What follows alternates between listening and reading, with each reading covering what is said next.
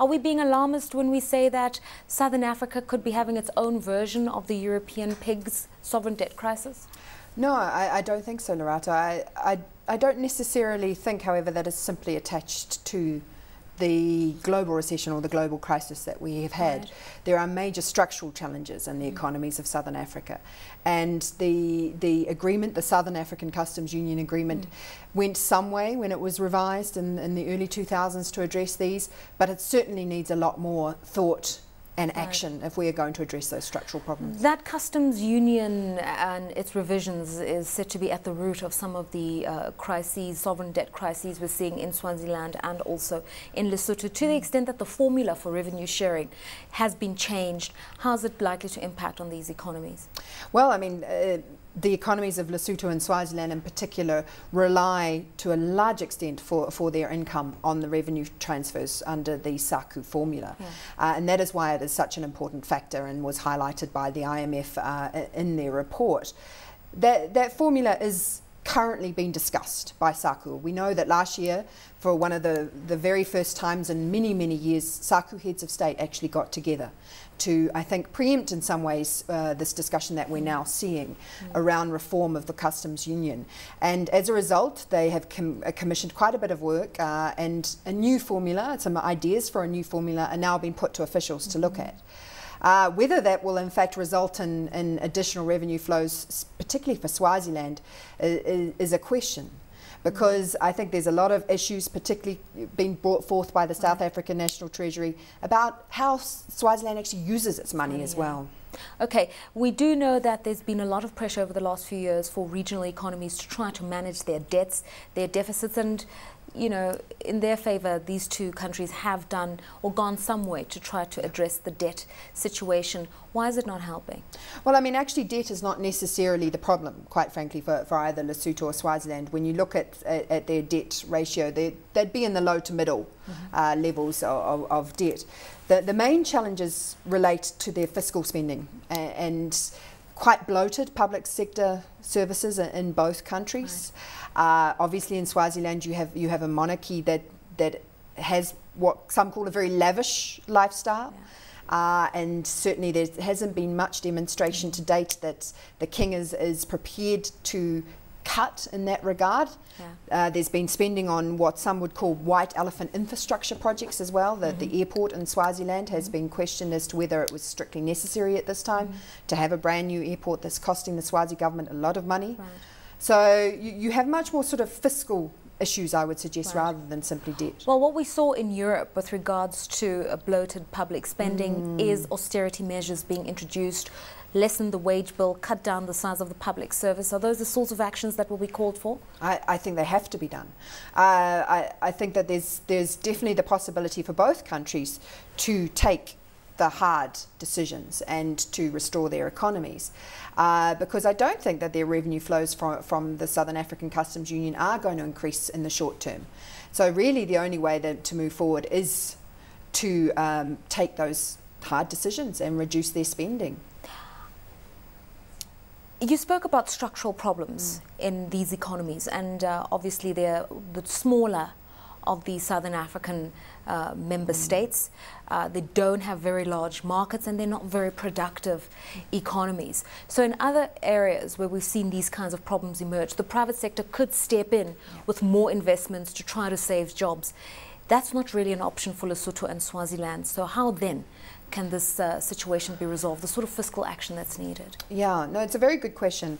And I think a lot of the onus is actually going to fall on the South African government, and as was said in the introductory piece. The South African government is the powerhouse economy in the region, as we all know, and is the predominant contributor to the revenue flows out of SACU in the first place. And I think what you're going to see is greater pressure on South Africa to step up the level of support it provides to these economies. That's controversial in itself, as we know, because South Africa already spends well over 1% of its budget or its GDP on flows to SACU. I wanted to ask about the political will, you know, because we're asking South Africa to play the role that Germany did by way of negotiating bailouts with the IMF and even providing some of the capital to do so. It doesn't seem that within South Africa, slowed growth, huge unemployment, that would be a popular political decision. What options are available to South Africa in this respect? Yeah, I think that's a very good point. The option available are to look carefully at what has been talked about in terms of South Africa becoming a development partner for both Southern Africa and more broadly on the continent. And that will be the option that I think would be most palatable to the South African constituency at a national level, and is also perhaps where there is some flexibility with regards to providing support. I don't think you're going to see what happened with regards to Zimbabwe in terms of, you know, some sort of specific loan being discussed or anything like that.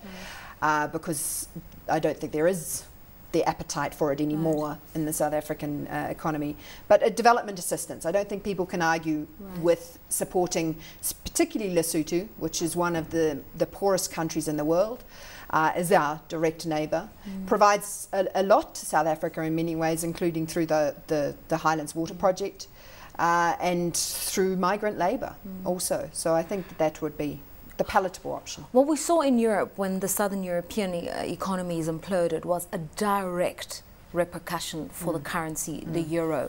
Are we likely to see the rand take a hit because of this? No, I don't think so. The reality is that South Africa is 90% or more of the regional economy in terms of our side. And so Lesotho and Swaziland probably amount, I would say, approximately to 2% of the regional economy together. And so crises in countries with such a small impact on the region's economy won't be able to see flow-ons into the rand, I don't think.